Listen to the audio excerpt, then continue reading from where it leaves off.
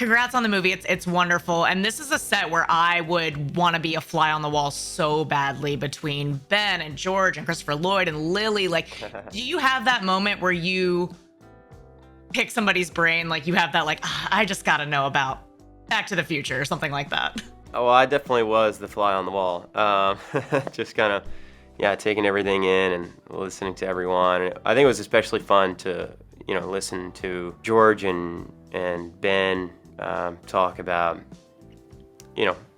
both acting and directing and, their favorite directors and, this experience and that experience. And so it's just, you don't get to have that at film school, like those type of experiences are invaluable, and we're all super lucky and fortunate to be able to exist in a space to do that with such amazingly talented people.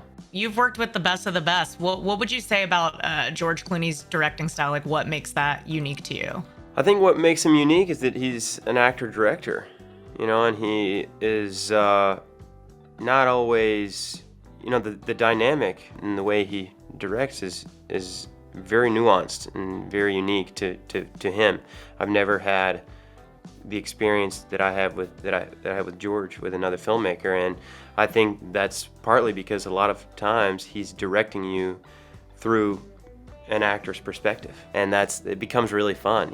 He's very engaged. He's an amazing actor's director, and you almost feel like you're kind of acting the scenes out together. So I was watching a panel that you guys all did for I think with SAG-AFTRA, and Ben had said that Christopher Lloyd was the first celebrity he ever saw in the wild, and he like went up to him and was like, "I love you" in Back to the Future.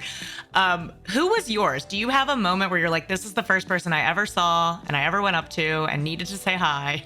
I think it must have been the first film I worked on. I was 11 years old and I was working with Brad Pitt, but I didn't really know who Brad Pitt was at the time, and it was kind of the same Daniel, who's plays the young JR in the movie. He's amazing, a super talented young man. He said the same thing about George. He said, someone asked him, did you even know who George Clooney was? And he was like, no.